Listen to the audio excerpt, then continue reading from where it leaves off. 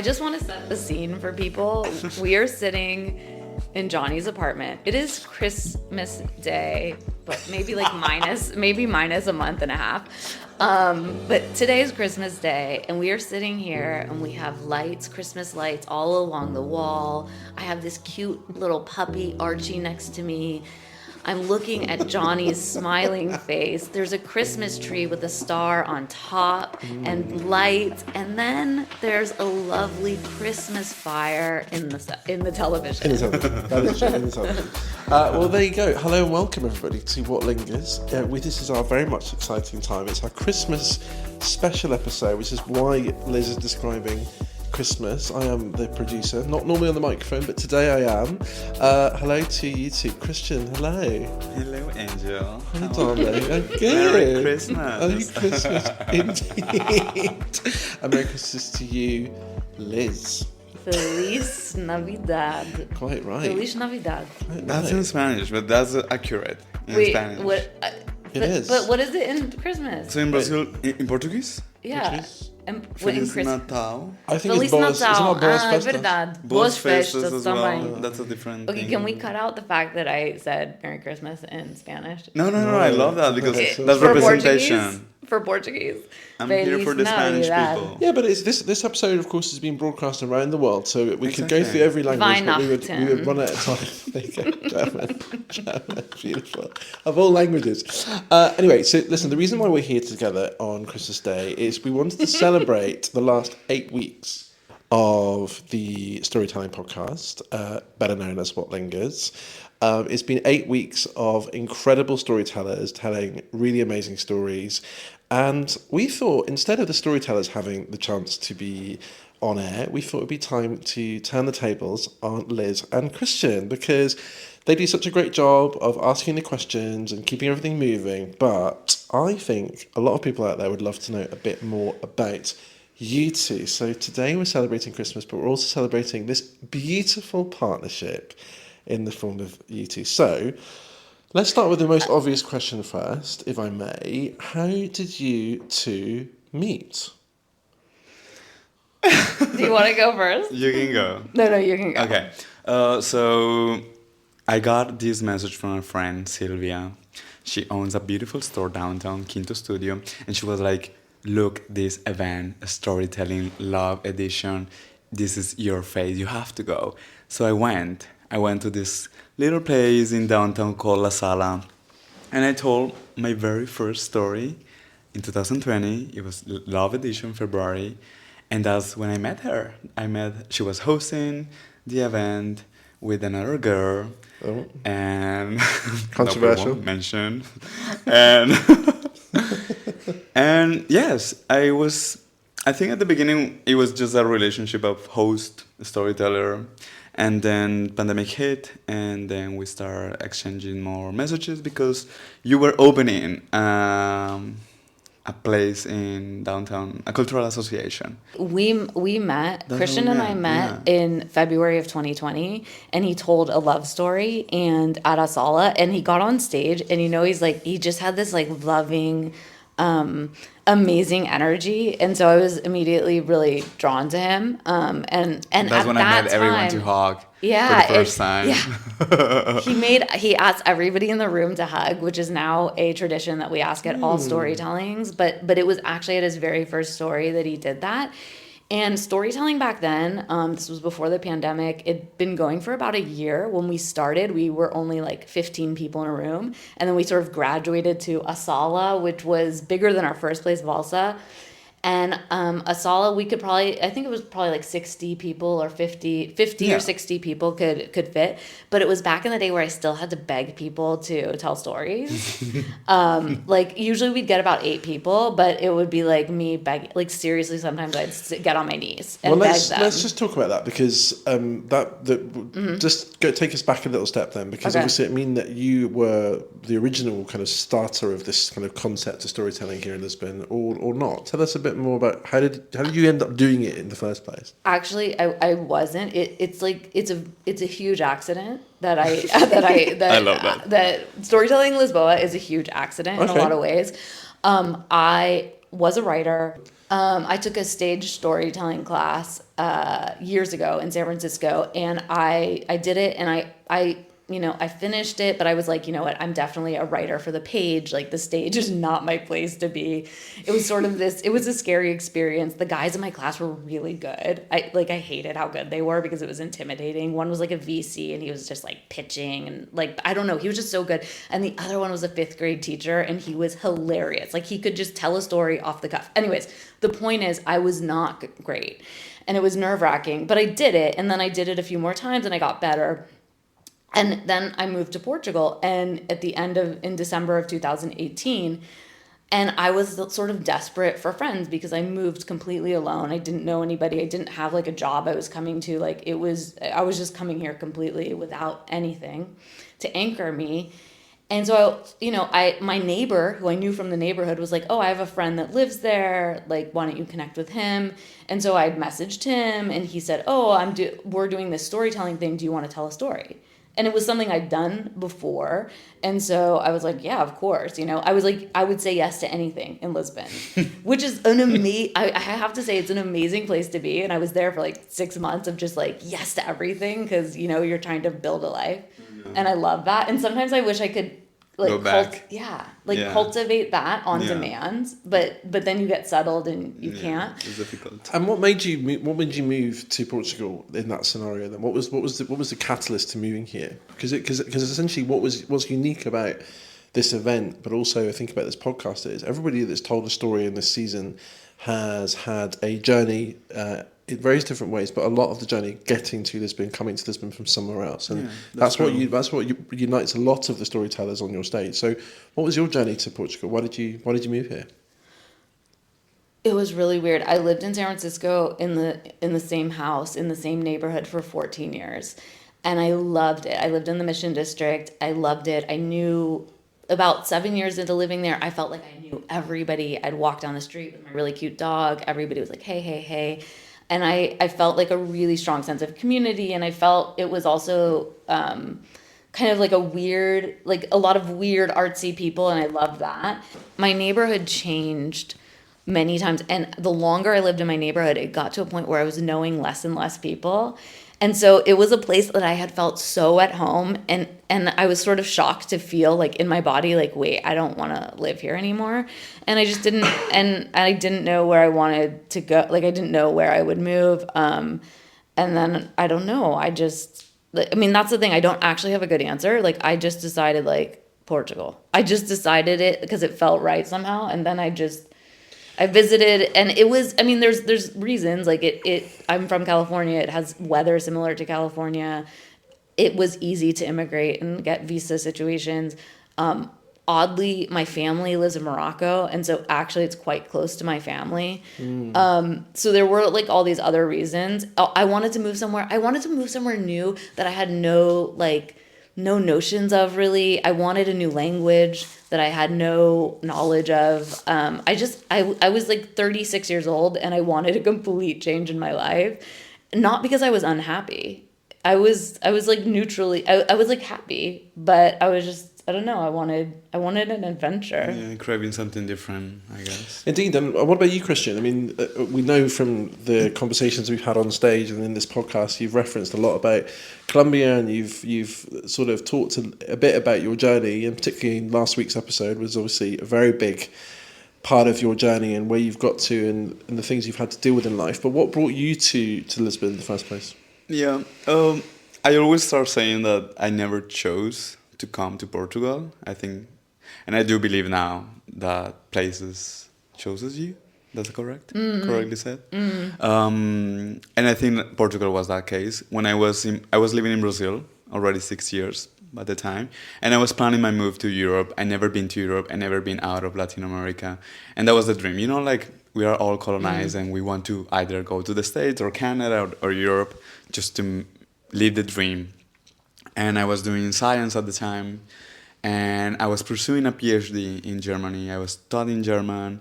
I was just... Wait, what? Yeah. Hold on, I'm sorry. I feel like I didn't know about the German part. Like, I'm sure I knew this at some point, but I didn't, or maybe I just didn't register the German part. Yeah, wait, sprichst du Deutsch? Ich spreche ein bisschen Deutsch. That's about all I can say. Okay, continue.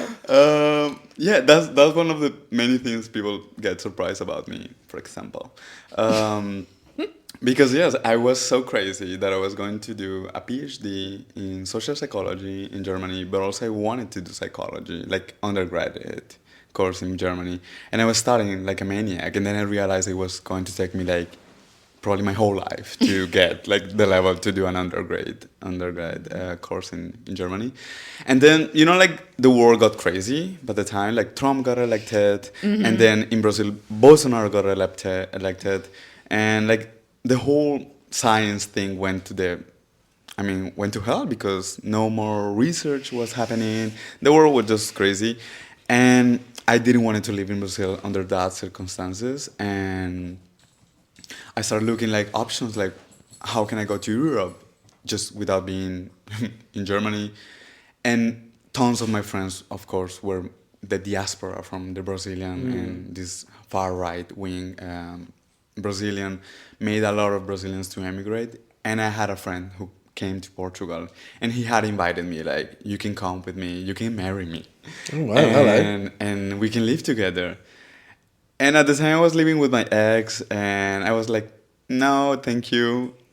Cut the scene 1 year later. I was desperate by to leave Brazil, and I text my friend like, hey, do you still want to marry me? And he was like, yes, if you want to come. And it was an easy fix because I already spoke the language. Portugal at the time was one of the cheapest country in Europe. I had friends here. Like I had almost like 60% of everything. And that's what I did. When my friend told me like, yes, you can come and we can get the documents and stuff, I found like tickets right away. And that was it. So basically, I didn't plan to move to Portugal. It was, one of those things that happen and the universe just conspires. Everything goes smoothly. And then like 10 months later, I was here. Yeah. Doing nothing. I mean, I was searching for a job and blah, blah, blah. But that's how I came here. But you did get married in order to... Oh, no.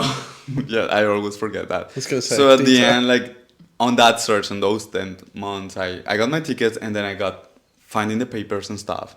And then I realized that Portugal, it's the only country in Europe that you don't... I mean, they have a legislation that you can come and get your papers through work, you can come as a tourist and then stay and find a job, and then you can get your papers with that. And that's what I did. I hope Seth is not hearing this podcast because they're going to send me back. But yeah, that's what I did. And that's such a shame because that ended. Yeah. Like Portugal this year with this far-right government, they ended that possibility. So people cannot come here anymore and get documents once they're inside the Oh, I country. didn't realize Yeah, that. they have to get a visa Yeah. before entering the country. So basically, they just became the rest of the world. Okay, do you want to circle back how you started Circle back, and I'm storytelling? going to try and not tangent. February 2020, Christian's there, and his energy is like infectious. And so as I'm still in the mode of where I have to beg people to tell stories, like he goes immediately on my mental list of somebody I will beg. And luckily, he comes back the next month, which is on March 4th. So we just looked at videos, so this is why I know the date. On March 4th, 2020. And it was coronavirus was like going on, and it wasn't quite and it was and the things were blowing up, but it wasn't quite certain what was going to happen. Yeah. But it was kind of we were on, it was like on the tip, like it was about to happen. Yeah. And we had a storytelling, and he told another amazing story, and then within a week, like it was clear that the world was never going to be the same again, and that something like storytelling we were not going to take something like storytelling for granted anymore. Definitely. And so a couple years later, when it finally became like clear that we could go back and try and do this again, when coronavirus had chilled out, I asked, like, people had moved away, like everything had changed, and I think I never even finished how I got to be running Storytelling Lisboa. What happened was so I showed up to tell a story at storytelling night in December of when I moved. Like 5 days after I moved, I showed up to tell a story at a storytelling night. There was like 5 people there. No, there was like 10 people there. And it was the first time they'd ever done it. And we did it and we told stories. And then afterwards they were like, okay, well, we need an organizer. Like, do you want to be an organizer? And I was like, okay. And then I inherited it. And so basically I inherited it, but that was the first event. Why these people left? She was like she was moving to Oslo like the next day. Like I think I think they had organized it not as something to be like a permanent event. A regular thing. I see. Okay. Or it was like her friend also had a storytelling thing, so she was trying it out. You know what I mean? Yeah. And like my whole thing was like, okay, well now this is a way that I can get friends. Yeah. Like I honestly like it's not, I don't have some deep passion for storytelling. Okay, I do, but What? But no. What? No. But I mean, at that point, I didn't, because my experience of storytelling at that point had been more, let's say, this is interesting. It had been more like performative. Like I'd been around these guys who were good at being on stage, who were funny, who were all about the performance part. Okay. And I didn't realize that we could build it to what we've built it, which is much more like about like community and sharing. And so in some ways, like it was, I had a different idea of it. Well, let's talk about that. That's a really good segue, actually, because I want to move to kind of, I mean, it's evolved over time, as you say. And I mean, I've joined the storytelling family about a year ago, and it is the beast it is now, which is 200 people turn up, and there's this amazing community, absolutely. But I think you're right in that the diversity of stories in the people you have is incredible. And Cristian, for you, there must have been a synergy between you and Liz when you first met, because I would say when I first saw you on stage and met you, you give off this incredible energy, vibe, and kind of spirituality that I think is very indicative of being able to be inclusive. And I think maybe that's perhaps part of why you two connected as you did. But how important was the community aspect that it's grown into from what it was, from where Liz started? Yeah, that's a good question, because as Liz was mentioning, I mean, for people that are listening and never been to Lisbon or storytelling Lisboa or event now, like almost 6 years after we started, it has like 200 people, more than 200 people, I don't know, like we run it every month, and it's a huge venue. We actually struggle finding venues because we don't fit. And back in the days, like 5 years ago, it was in this small cultural association. For me, I think it was, when I started storytelling, it was more about expressing myself. And I always say this, like it was a way of giving outlet to things I had in my mind. And that's the way I approach storytelling in Lisboa. And that's why whenever I went to on stage, I wanted to share a little bit of what I knew as a holistic therapist, as a human, as a veterinarian, whatever. And that's how I think I started bringing these little tips and exercises, like just to make people come together. Also because I'm from Latin America, I'm from Colombia, and I do feel like all 2019 that I was here, I had this tremendous problem of relating to people here, because people are not emotionally open as much as they were in Brazil or in Colombia, or like physical connected, and I was struggling a lot with that.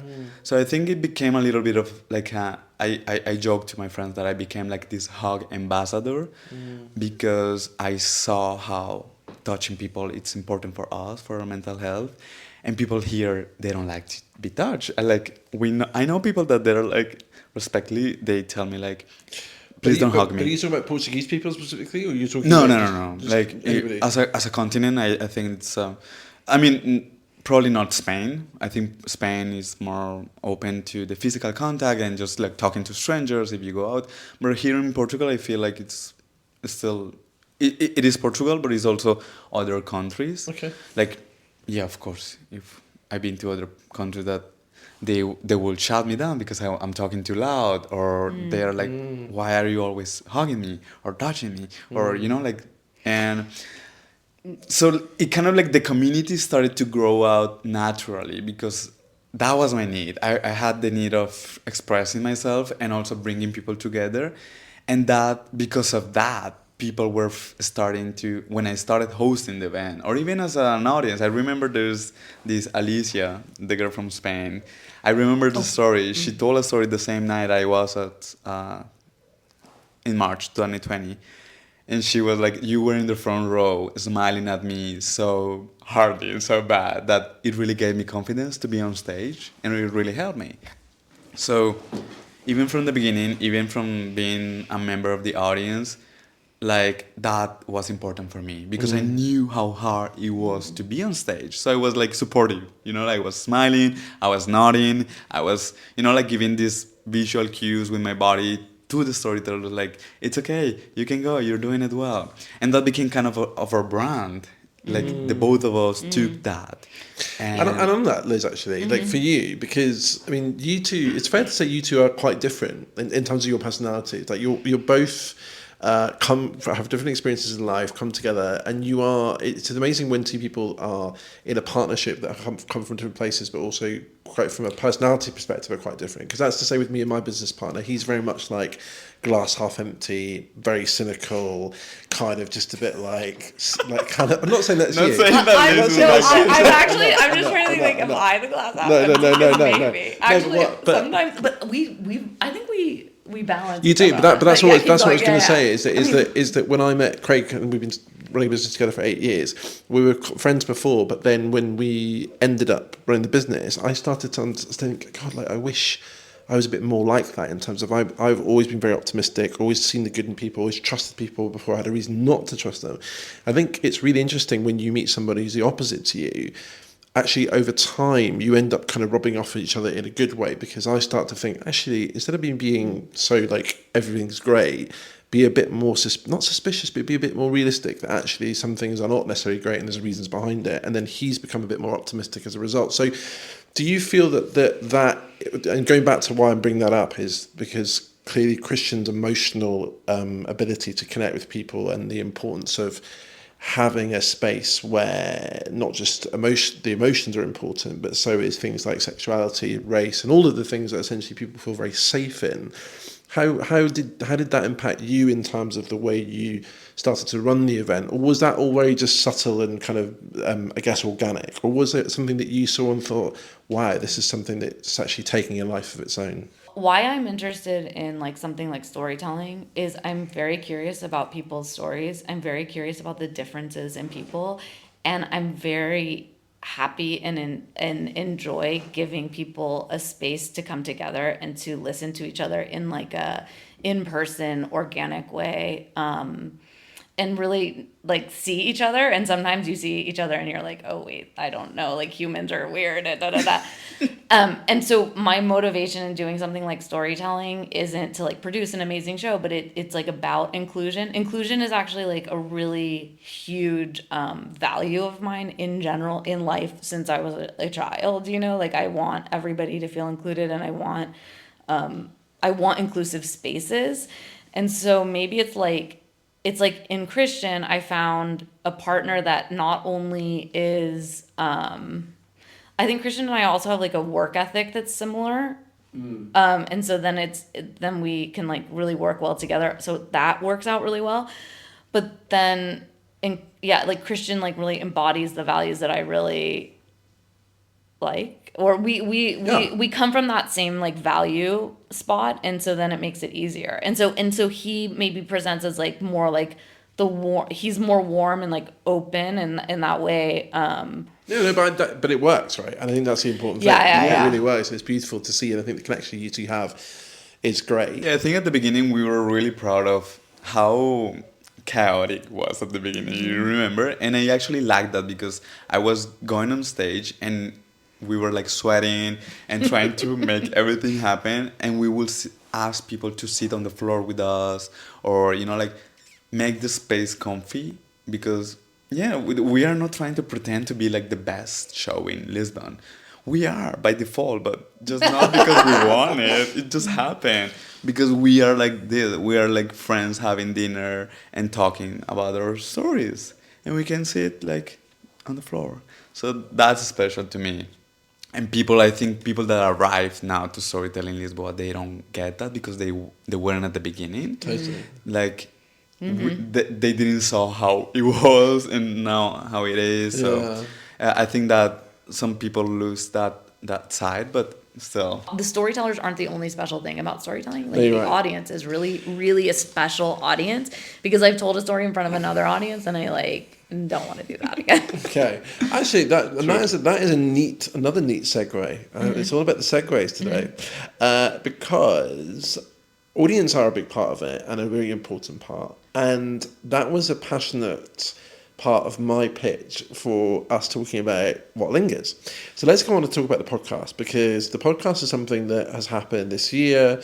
And I think it's been something you guys have kind of talked about and thought about before. So talk to me about the idea of the podcast and just fill me in, Cristian. So it's very silly because when I started hosting the event with Liz, I started doing like all these little things I knew I could do, like pumping up the Instagram account and recording the videos, because at the beginning they weren't recording the videos and I started recording the videos because I wanted the videos for myself, blah, blah, blah, blah. And then it became a tradition of having the videos, and then it was so much content. We have so many videos and so many stories, and I wanted to do something with that. So like 2 years ago, I was like, Liz, we have like 3 years of content, of videos. We should do something with that. Why don't we do a podcast, or why don't we upload these videos on YouTube or something? And that's how the seed was planted. And we had a coffee in Arroyos in Pequeno Café like 2 years ago, and I pitched the idea to her. She was at the beginning like, no, I don't like this. I think this is too much work. Remembering that we don't have time. This is a volunteer work, and there's no money involved or anything. And she was like, I think this is gonna be complicated. And I was like, why if we don't bring the storyteller and we interview the storyteller? And that's when she liked it. And we started thinking about it, but it only happened 1 year afterwards because, well, that's another story. But that's how it started. And it took us a long time to actually make everything happen. Thank you, Jonny, for showing up into our lives. I think basically, I think again, it's like storytelling kind of started by accident, and in some ways, the podcast was like, it wasn't an accident because like Cristian was like, I really want to do this, and I was like, no. I feel like this is like a lot of things. Actually, this is why Cristian's like Cristian's the pusher, and I'm like the negative. Yes, I'm the glass half I'm a empty. dreamer. You're the dreamer, and I'm like no. But then just things started falling into place, and then and the other thing was like I was not interested, and maybe I'm wrong on this, but I thought to just publish the stories in an audio format. I love the in-person aspect of our storytelling show, and I feel like to just publish it in an audio format is like it loses so much, and I also think audio, like a podcast, should be a bit structured differently, but I don't know. Well, I think what's interesting is when I first kind of heard that you were potentially into the podcast, and I make podcasts for a living, I was really keen. One of the things that I've struggled with over the last probably couple of years is a bit like what you were saying at the very beginning about Liz, about wanting to say yes to everything. I was struggling to be able to say yes to lots of things because I still travel a lot for work back to the UK. And so I was really keen to find something to anchor me in Lisbon and work on a passion project that I would just do because I know how to do it, but also want to get involved creatively with something. So to hear that there was a possibility of a podcast in the works, I was like, great, maybe I can try and help with that. And then I think it was when we sat down together to discuss what it might be, and it was really interesting because I remember being very passionate about it needs to be in front of a live audience. We need to have audience participation, because I think that the one thing that it's funny, Cristian, how you say that main storytelling is a meetup event. It is by technicality, we're all there. But what I feel main storytelling kind of misses, which is a shame, but just the way it is we don't really get the chance to sort of socialise as an audience, particularly because there's 10 storytellers. By the time it finishes, people are like, it's middle of the week, we're going home. Fine. But there is always a sense that that story they told, like what happened next, or why were they in that situation in the first place? And there isn't a forum or format to do it. So the idea of us being able to come together, we bring back storytellers to the stage, but doing it in front of a small live audience was interesting. And I think we all kind of got that format quite quickly. But the big thing that I think people at home will be interested to want to know is you guys, the spotlight kind of is now sort of shared, not just with the storyteller, but it's shared with you two, because of course there's a big part of the episode, as we know, where you have to kind of delve deep, ask questions and navigate the kind of the vibe in the room, and you're kind of playing interview and host and agony aunt to the uncle to the actual storyteller. So how's that process been about sort of moving from just getting up to introducing to actually being a part of it? He wants to take that. I can go first, but it was an interesting transition. I was really I feel like I'm a reporter at heart, kind of. Like, I love asking people questions, and and that's what I've always loved too. Like, I hear stories on the stage, and I always have questions after, like, oh my God, I want to know more about this. I want to know more about this. And so finally we had that chance. And I think though, with the audience part was sort of made me nervous a bit, because if you're just on one-on-one, if you're reporting, you know, like I've reported some stories, and then you can be long and verbose and go all over the place and build a rapport. But if you're on the stage and doing that, you have an audience, and so you need to figure out a way to sort of take care of the audience and be paying attention to the storyteller and be paying attention to your co-host. And I definitely, and that was challenging. I think we learned. But yeah, what are your thoughts about it? I think it was a really challenging transition for me as well. Because when you are on stage presenting the storytelling in Lisboa, like, you have the scripts, you know what you have to say, but you are just enabling the space and holding space, which basically what we do. When we moved to the podcast, and I remember the first episode we recorded, I was so nervous. It was so overwhelming. nervous. The pilot, It was so intense, and I went to bed. I had like nightmares that night because Did you? it kind of. Oh my God. I kind of realized that I'm not just a host anymore. Like, my personality, my opinion, my voice is being recorded to be broadcasted to the whole world. So I have a responsibility about that, about what I'm going to say, about what I'm going to ask to people. And I think I was not expecting that. I mean, of course, I was dumb because I should have thought about it. But and then, like, along the whole summer that we recorded, and you, Jonny, are such a great producer. Oh my gosh, yeah. Let's And just shout him out for a second, actually, because you, like, talking about containing and holding space or whatever. Totally. I think Cristian and I are both we're always like doing a lot, and we feel like we're like have to take responsibility. We feel like we have to take responsibility for a lot and like do a lot of things. Like, it's our personality in a way. True. And you came in as our podcast producer, and you were just like, do this, don't do this. Like, I got you. I can fix it. And like, I really just like trusted you, like, from off the bat. And I was like, I'm just going to let go and be relaxed. And without you, I mean, it was challenging to be on the stage and having all these roles that were brand new for us.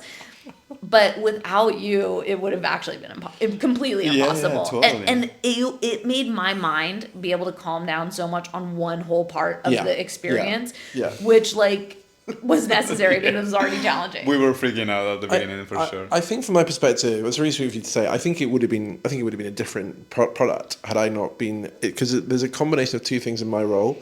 One is to technically make sure that we are recording and we can hear everything, and that there's a nice balance of sound. But the other thing that I really love, and why I think we all connect really well, is because there's on a personality level, it's really important to be able to, for me anyway, I love producing presenters and people that are there to get the best out of them and to give them a sense of encouragement, but also to give them some advice in how I know how to work with people in that scenario. Because what's slightly alien to you guys is being kind of presenters in that way, and there's some things that have to be scripted. That's always quite tricky to navigate, but actually it was about you letting go. I agree. I think Cristian, from day one, I think because I'd known Cristian a bit before, he was very happy to be sort of led and to be like, okay, great, yeah, tell me what to do, great.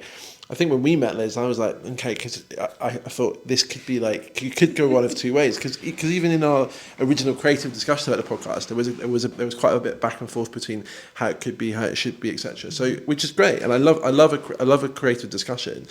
But I think what I've really valued is that both of you, from the moment we started, put trust in me to be able to help you. I think that's the important part, because it's not easy to be able to navigate those junctions. And as the series has progressed, one of the best things about the two of you is you became far more instinctive with each other, but also far better at getting to the point with, I mean, this is the things the listeners will never know, because the editing has been so fabulous. But my point is, but from the very beginning, if you think about the journey you guys went on, as people that were interviewing, it took you a little while to get into the rhythm of being able to sort of get to the point, because it's often you have to kind of go on your own little journey to get there. Totally. But it has really improved, and as you guys hear it, it's been it has, 100% it has. But go to the episode 1 and listen. But that's, go to the episode 8 and listen. But that's practice. That is practice. It's about managing it, and for the fact that for the first time you guys have done it, it is a really great thing to have done. That reminds me of one thing I actually loved our first meeting where we all three met together and we talked about like what the podcast could be. And I remember it was really hot and we were at the brewery and all of this stuff. And I was meeting Jonny for the first time. And Jonny has an amazing radio voice, but Jonny off the radio, he talks really fast. I do. I'm so bad. But I'm not saying that as like a bad thing, but it was like, and then I think Cristian and I also are really fast. Like we're all three like these fast people. Totally. And we were all like kind of like, like arguing, and then I always have really strong opinions, which are like swayable, but I just have them and I'll just like put them out. And I love those conversations because I felt like I love that just on a personal level. It's just so fun to wrestle it out. It's so fun for somebody else to have a different opinion. It's so fun when like one of us is like really strongly against something and one of us is really for it. I don't know. Because also I just feel like we can argue it out well. Yeah, I agree. I think chemistry. We have chemistry. I think we totally. Yeah, we do. Cristian, what would you say that you've learned about yourself when it comes to the process of making the podcast? Good question. What I have learned about myself. Well, I'm very capable of different things I never expected to be able to do, as hosting a live show, and of course, being an interviewer. And yeah, I think the more we talk about it, I think I owning the fact that I do have something inside of me that helps me to hold space for people that probably before storytelling in Lisboa I was not that aware of. And I'm really proud of that. Like last month we make this post about how the tradition of hugging started in storytelling, and that actually made me think like that's actually something really special that I started it without probably thinking about it, and now it's a whole tradition, and now it's a thing of the whole event, and I think I'm really proud of that. So beautiful. Liz, what about you? What do you think you've learned about yourself in the process of making the podcast? Well, I love what Cristian said, and I concur with Cristian in every way. And I want to say that yes, you are fantastic at holding space, and that's so. And you're good at like transmitting that across an audience. Okay. And you're good at transmitting that across an audience. What have I learned? Well, I'm not good at technical sound stuff. I say like a lot. I'm long-winded in my questions. But specifically about doing the podcast, it's actually a really hard question for me. I just don't have an immediate answer. I really, really enjoyed working on something. This sounds really weird. I enjoyed working on something that I wasn't really like driving the bus. I felt like I was like being driven. Yeah. Because it was really like, I think Cristian really wanted the podcast, and then Jonny came and Jonny was doing all the, like he was really like holding the technical space for us and like just taking a lot of responsibility. And I just was kind of like, like chilling on the ride, and like that's just more like a personal thing. Like I just don't get that opportunity a lot, and so I enjoyed collaborating when I felt like I wasn't like I was kind of like down the totem pole. Like that sounds weird, but like does that Yeah, make no, I sense? totally get it. I think we talked about a little bit in the beginning and how Johnny also gave us that space to relax and to enjoy the process of giving this podcast a space in Lisbon. And also talking about Johnny, I remember that we took these classes with Ivote, who has an accelerator on new voices for podcasts, and that she really helped us as well in the beginning. And so yeah, a big thank you to Ivote if you're listening. And but yeah, going back to your experience of surfing like in a chill way, I think that was cool because on stage with storytelling as well, we both are always like on top of everything, every single detail, and it's so stressful sometimes. Also enjoyable. Don't think about that we also suffer, but for the podcast, it was really nice to have that space just to do our thing, Yeah. and have someone as amazing as Johnny to help us with the podcast. Thank you. And also, I think the thing about it, is that what took you guys a little while to realize was that there's something called an edit, meaning you guys didn't have to worry too much about, oh, whoops, I made a mistake there, oh, it's the end of the world. It really wasn't. Like, you got into the stride of it. But it's just about practicing and getting the right vibe, which you did. Anyway, so time now for some special guests, because I thought it'd be time to introduce some people who we know and love from the What Lingers podcast series. They've been our stars of the show, but we thought it's time to turn the tables and get them to ask you guys some questions of any variety. So let's start in no particular order with this one. Have a listen to this and see what you think. Here is the one and only, the lady with the most outrageous stories that always finish with some wild boars. It's our Sylvia. Hi, Liz. Hi, Christian. Merry, Merry Christmas. And a big thank you from my side for all the wonderful things you make possible. That you're creating a space where we all feel free and safe to share our stories, and that you created this new podcast so you can share it with even more people around the world. That is really wonderful. And I have one question for you. I'm sure you listen to many, many stories, to hundreds of stories probably. And I wonder if there's one story or just a sentence in one story that really changed your mind, your perspective, the perspective on your own life. Yeah, thank you, and see you soon on stage, hopefully. Bye bye.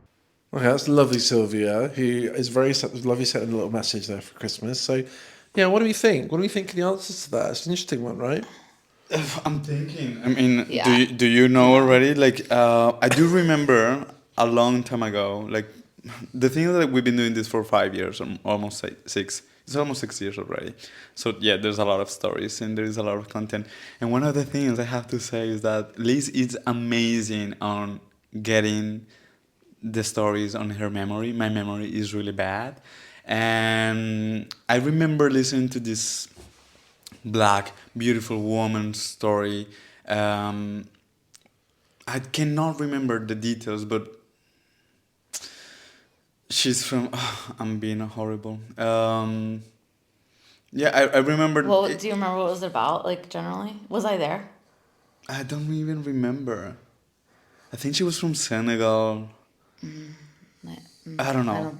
And it was like they're thinking like this girl is having such a completely different experience of my whole Colombian Latin American experience, and yet I understand the way she feels, and that's when it hit me, the power of the storytelling. And that was like probably 3 years ago or 4. Wow, that's amazing. It was really amazing because I mean, for everything I was seeing her on stage, and I was like, there's nothing that can connect us like physically in our current circumstances of the world. She's female, she's black, she's in, I don't know, this African continent. I'm from Latin America. And then whatever she was telling on stage, I was like so moved and so touched that I got the power of the storytelling and why it was so important that we were doing that. But yeah, I think that's the most thing that the thing that changed me the most from storytelling. That's beautiful. It's I love nice. that. How about you, Yeah. Liz? What do you think? It's a really hard question for me only because I'm not like a favorite person, and one thing that I really love is sort of the range, and so it's like so many different stories I can connect with in so many different ways, and different moments linger, and it's not like that's a great question, but I just don't have a great answer. But I will give one actually, because I think one of the most emotionally powerful moments for me was when I was watching Cristian on stage at the Portuguese storytelling, which is in a smaller room, and it was the first storytelling where he told the story that he told for this podcast, which is that he has and that he said that he had HIV, and it was just a very special moment in so many ways, and just very emotionally touching. It was something I didn't know about him at the moment, and so I heard it in the story. Wow. And I didn't know that he was going to tell it, so it was a surprise. And I was in a room, and the room was probably like 60 people or 50 people, and it was the Portuguese edition, so it was in Portuguese. And I felt the room's reaction to him, and I felt sort of like this like bravery from him for taking this risk and sort of coming out about that. And I was just so amazed by him, and I was so amazed by the room, and I was just so touched by it, and I just felt like it was just such a special moment, because it was that thing of like, I'm sharing this thing that unfortunately society still holds a huge stigma about, and that like is something that people hold shame over. And it's just like, I feel like in general that's something everybody has, that like not, like everybody has these aspects of them that are scary, and so to have somebody be brave enough to say something like that on the stage, and then also just the reception of the room. Like, I felt the room. Time to get back to the storytellers. Here is our original storyteller on this podcast series. In fact, she was so good, she came to do the pilot. Then she did the first episode. It's our friend and yours, the one and only Sandy. So my question for Liz and Cristian, you both have been living in Lisbon for years. And I'm curious, what was your first Christmas here like? In Lisbon, away from family and friends, starting over. I experienced this myself for the first time last year, and I have very fond memories of spending a Christmas away from people that I have spent over 40 years with over the holidays. And for me, that's when Lisbon felt like I officially made it my home. So I'm curious, what was your first holiday or Christmas here like on your own for the first time? That's a lovely Sandy. Nice. Thanks, darling. Love that. Okay. Kisses, Sandy. Mwah. Who wants to go first on that one? That's interesting. I remember. I remember. I moved here 7 days before Christmas, I think. I moved here on December 18th. And I forget, my family was scattered, like nobody was having Christmas like all together. And so I was just like, whatever, I'm going to move. I'm just going to like be alone at Christmas. And then strangely, my cousin and her dad's family were in the Algarve. And so I went down to the Algarve, and I was in the Algarve with her. And so I spent time with my cousin, and like, cool. And then I'm remembering this now. And then I went on a Tinder date, and I remember it was on Christmas Day. What? Yes, I went on a Tinder date on Christmas Day in the Algarve, and I went with this guy who, honestly, like looking back, I'm like, a bit of a creep. But like, I went with this guy, and he was just like this cocky kind of like farmer. Oh, he was a farmer. He was like doing he was like getting ready to do marijuana farms because he thought it was gonna get legal soon or something. And he brought me to his farm, and it was beautiful. Like, it was like in the hills, and we just like walked around, and he like told me all about like the nature. And I was in this total honeymoon phase of Portugal where I was just like, everything is magic. And so I'm like walking in these hills, and I'm like, and I love the absurdity of it. Like, I'm on a random Tinder date with a random guy that I'll probably never see again, and I never did, on his farm. Like, I don't know, there was just this randomness to it. So it was, and I was alone. And I think it's the only Christmas that I've ever been alone. but I don't know. For me, that was a nice way to kick off here. Like I felt very free and I felt very excited, and I was just kind of in the flow. Yeah, Zone. amazing. Wow, what a story. Oh no. Christian, what do you think? What was yours like? My first Christmas in Portugal or in Lisbon. I spent it with one of my coworkers at the time, Sylvia, who's from Poland. I love her. Her parents were here, and she invited me and my boss to be with her. So we had like delicious Polish food, and they had this bread or cake. They put a coin inside, and whoever get the coin, it has like luck. Did you get the I coin? love those. I got the coin. You got the I coin? got the coin. Wait, Yes. that's such a good story. I know. And did it bring you good luck over that season? Yeah, I mean, we're here, honey. Yeah. We're I talking. mean, it's Oh, We're baby. creating this prophetic. podcast. Yeah. Of course. I mean, it's been an amazing 5 years in Portugal. But yeah, it was really nice. I'm very used to spending holidays away from home. Like, I haven't spent Christmas in Colombia like for 15 years now. So yeah, it was nice. It was super fun. We had really good food and ate, and then we went home. And you won the Was coin. chill. And I got the coin. Yeah, exactly. I was lucky. Time for another storyteller Okay. to get in Yes, we're ready. touch. And let's be clear, just in the interest of storytelling, I haven't heard any of these. Oh, you haven't Oh, either? okay. Oh my god, the surprise is fun. Where are we going to go next, I wonder? Where are we going to go next? Sadly, not everyone was able to get in touch, but we'll go to this cheeky chappy by the name of... Is that like Siri? I have 7 voice notes here from this person. Hello, Johnny. This is Benny. A question I have for Liz and Christian is, what was the moment for each of them when they realized, that epiphany moment when they realized that they wanted to co-host Storytelling Lisboa together? Together.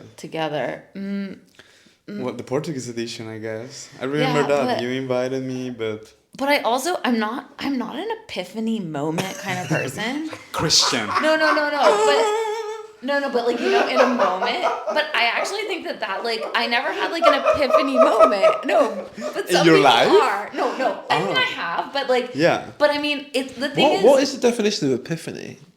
I mean, for me, it's is it like just- when you know, like, information just drops into your head and there's like an inner yes. like, yeah, I feel like you feel it like with dating or something. Like there's this moment where it like clicks, like a light switch like clicks, and you're Is it like, the oh same- wait, is I it- need to break up with Is it this the same person. as gut instinct? No, because I feel like gut has a long, but epiphany is like, it's like a moment that you're having this realization, Like eureka- you know? like this eureka. huge realization, like, It's like- oh my god, I figured it out. You're trying to find something it doesn't match, and then it's like you find the solution. It's like that's Like, an aha like moment. all of the sudden you find the solution, and so I think that we liked each other's energy. Maybe I liked his energy. I don't know. It's like, and then we started working together, and I don't think we would have like, I would not have predicted like, oh, we're gonna work as well together. Totally. We're gonna work as well together as we do, and I don't think we could have known that. And then that was a slow build, I think. Yeah, I think it was a construction of a relationship for sure. With time, it was not like, oh my god, yeah, we are the perfect fit. Or No, Not I at think all. we wouldn't have.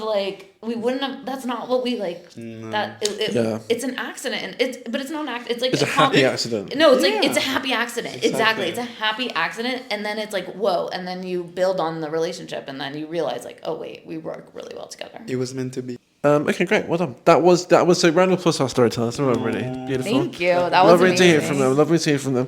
So listen, we're almost at the end of our Christmas special. Before we say goodbye, Yay, we can sing carols. Oh my god, yes. Oh, we do that in Colombia. Villancicos. do you? What do you call them? Say it again. Villancicos. Vegancicos. Villancicos. Like Villans. villancicos. Ah, but villancicos. Villancicos. Okay. They're horrendous. Do you know what? If I'd thought, I would have got my piano out. Oh my god. Oh my gosh! And would you have learned a villancico? No. I mean, it would have been amazing, but sadly, didn't happen It's today. okay. Maybe next year. Just very quickly, tell Next us Christmas special. Oh my god, yes, season 2. season 2. Well, no, by then it might be season 5. You never know. Can we let you talk very quickly about 2025? So it's the end of the year. We're thinking about saying goodbye to 2024, 2025. What does 2025 hold for Liz and Christian. Christian, why don't you go first, baby? What's happening in 2025 for you? Like for storytelling Lisboa and all, No, just for you in general, for life. Oh my God, I definitely hope that this is going to be the year that I go independent and with my business, my other business, as a holistic therapist. And yeah, I see a lot of movement coming for Christian in 2025. So Okay. I'm excited about that movement because I'm also a nomadic person. So I like to be in movement. And I feel like I've been static a lot in Lisbon. So a bit of movement. Yeah, Okay. yeah, and expansion. I Love feel that. that for you. Like I feel a little bit like you're like a bit like butterflying or something. Yeah, yeah. You're like yeah. you're coming out of the cocoon right now. Yeah, Yeah, I 100%. do feel You know like what I'm saying? Like yeah. Hold on. you're in the cocoon like all this pain is hopefully for yeah, some exactly. people. Exactly, Yeah, exactly. totally. There's Hold an on. element of that. I And Liz, feel- for you, sweetie? You like to ask me questions I really hate answering, to be honest. No. Why? I'm kidding. I'm just not a future planner. I'm surfing the great. waves, man. Yeah. But is there No, any, but anything, I am an artist and I draw Yes, you and are. I draw with robots and and there's a way in which I feel like I've been studying. Let's say this. Like I've been self-studying. I've been like working on my art and I feel like I'm coming to the end of the study. Does this make sense? And so I'm now gonna produce. I don't know. I just feel like there's something coming like in my art career where I've been playing. You're gonna birth something. I'm gonna actually. be I've been playing and like something's gonna come out and I don't know what that is, but something new or something's gonna come out that's less playing and more substantial in a way. Totally. I mean, I feel like this year was like a foundational year for your art. Yeah. And it was amazing to see that. I remember like we have this video on Storytelling Lisboa, at Storytelling Lisboa, where we introduce you and you were like starting with your robot and you were like obsessed with my robot and now like you're doing all these things And I'm like like- giving classes at the university and like workshops and going to TED. Yeah, and I'm like now I have this huge studio with like Yeah. I mean like I have all these robots. Like I had one robot and now I have like 7 drawing robots and I like built a couple of them myself and I don't even know how I did it. But anyways, so I'm really having fun. But I love that. let's see what happens. Beautiful. I love that. I love that. And Well of done. course, season 2 and 3 and 4 of Indeed. What Lingers. Well, listen, if you did enjoy this series of What Lingers, which has been an absolute labour of love, we've loved making it. The only way we can make more is if you spread the word, tell your friends, and make sure people subscribe to the podcast, write a review, do what you can in order for other people to find it. Because the more people that find it, Yes. the better. Yes. And also if anybody ever wants to, send us a DM about things that interest them. No? Yeah, But go. we can cut this out. But if anybody wants to send us if anyone wants to send us DMs about what's interesting to them about storytelling or what they're curious about, I'm always really interested in sort of other people's impressions or what other people are really interested in hearing more about or less about. Yeah. Beautiful. Yes, and if you're in Lisbon, come to Storytelling Oh my Lisboa. gosh. Yes. Quite right. Absolutely. Give us a hug. Give us a hug. Give us a hug with your love. Give us your story as long as it follows the rules. In a minute, we're going to finish the episode by hearing our incredible outtakes. That's going to make everyone laugh. But first, a very quick fire round because this is way more fun than our Christmas quiz. It's not about Christmas. It's about how much are you two the same or different. So this is Interesting. this or that. Are you ready? This Here we or go. Okay, but how Okay. is there like I is have there a to trick? pick one or the other. You have to pick one of those. So, but you both have to say it at the same time. Okay. Let's see what happens. Okay. Okay. So, washing the dishes or vacuuming? Washing the dishes.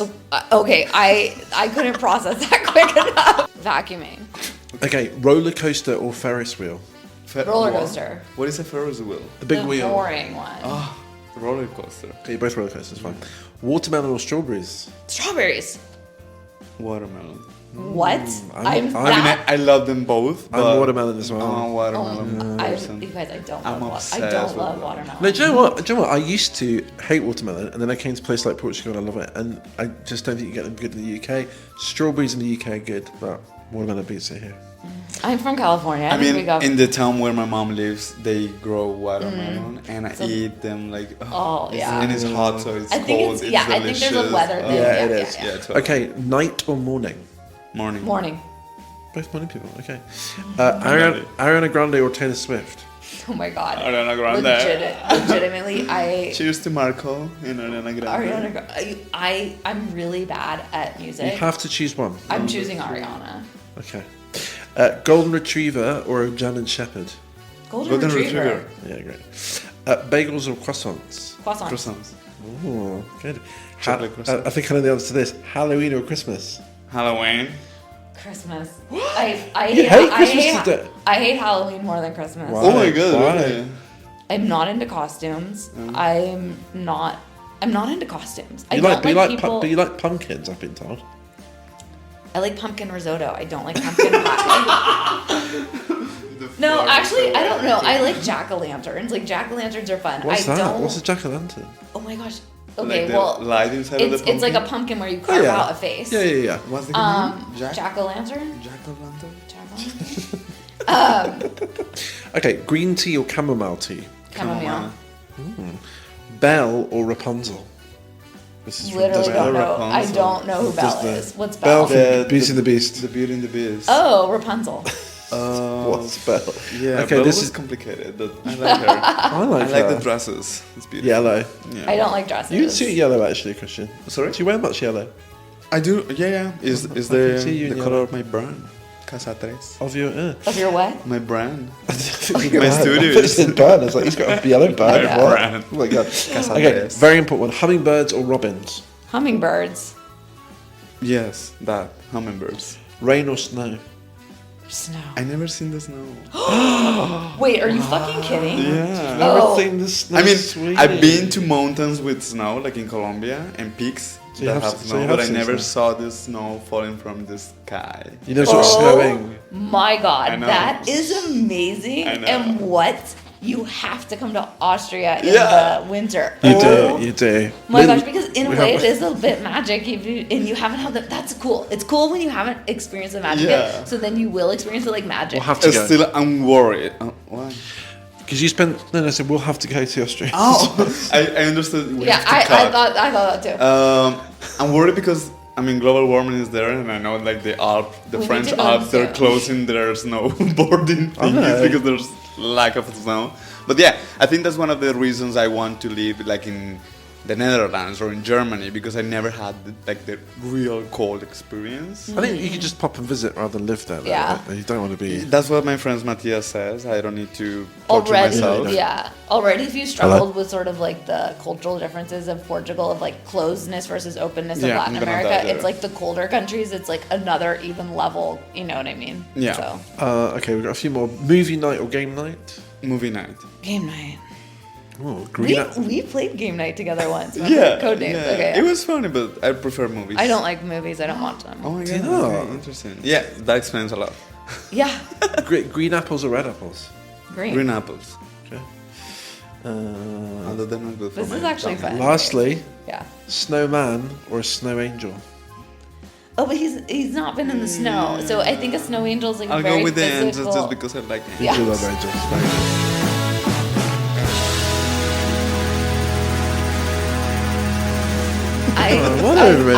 I Okay. I think you mostly agree, but there's some interesting differences there, which is Isn't life. that interesting that about In his storytelling life. when you get to experience reality of other people that You way do. and make you think about different cultures? You do. Well, beautiful. Beautifully said. That's it. That's it. Christmas special is coming to an end because I tell you what. Merry Christmas. Merry Christmas. Thank you very much. Thank you so Don't much be for so listening. excited about Christmas. Thank you so much for listening. Thank you so much for supporting this podcast. It's been an absolute pleasure. We're hoping there'll be a season 2. Then there'll be a season 2. We're not quite sure when, but keep your eyes peeled to... What do people need to see? Storytelling Lisboa? Or wait. Yeah, that's it. Storytelling Lisboa. You can find us on our Instagram. It's at Storytelling Lisboa. Facebook, Threads, Facebook. Meetup. Oh, Threads. We're on Threads. I'm trying to Subscribe to the newsletter. subscribe to the newsletter. We have a WhatsApp group. I mean, you can really you can connect Find with us in a us. lot of ways. We're accessible, honey. Kind of did. So we'll keep posted on season 2. But in the meantime, thank you so much. It's been amazing. But thank you, Jonny. I mean, I think I've already said it a lot of I've said it times. too but much. Love you yeah. too. Have a lovely holiday. Have a lovely break. And I'm going to leave you two and also our gorgeous audience at home with some of the bloopers, some of the outtakes from this season where we all just had a bit of a laugh. Background brewing is up there. Background. Oh my gosh, background brewing. So yeah. Anyway, Merry Christmas. Bye-bye. Bye. Take care. Ow.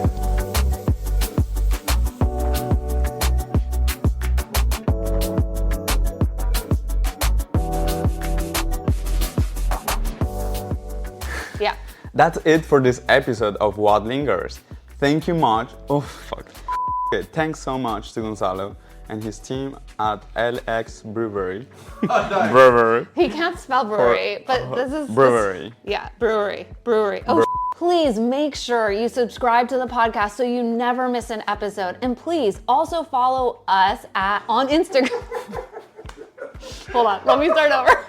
Is it really bad? No, it's okay. No, it's because that's the thing with the greeting thing. Like we talk about how we think and know how we read. Why you never said that? It was not the fun.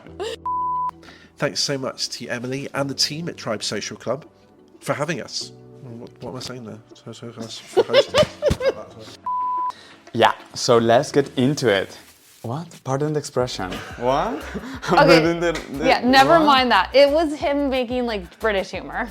Oh, like not pun intended? Yeah, no pun intended. Exactly. Yeah.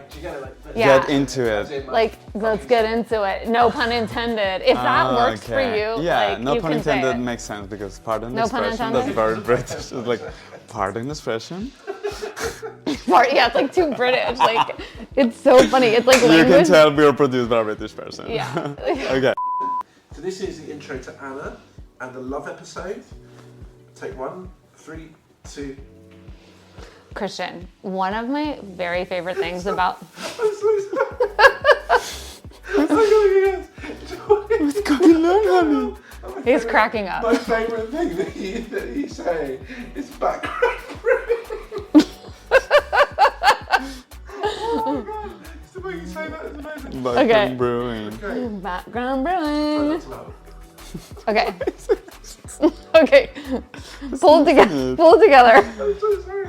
Okay. I think that was good. I think that was Okay. good. I think that was good. We don't need more, right? What's going on? I'm too hot. Okay, right, so He's okay. crying. I'm so sorry. Wait, but it's actually funny in my video. So Good. Good idea. Then he will stop. This is true. So, a reminder for everyone that we recorded this in a legit brewery, and so you may hear a bit of background brewing. So Liz, there's no time like the present. What? What is the question? Say it in your own words. Let's go. Let's go. So Liz, let's go. So Liz, chica, vamos. Here's Sylvia with the story on the theme, wrong direction. okay, what a night, what a last episode. Cristian is here. We couldn't let you go before, well, we couldn't, I'm sorry. We won't let you go. What a night, what an end of an episode. Sorry.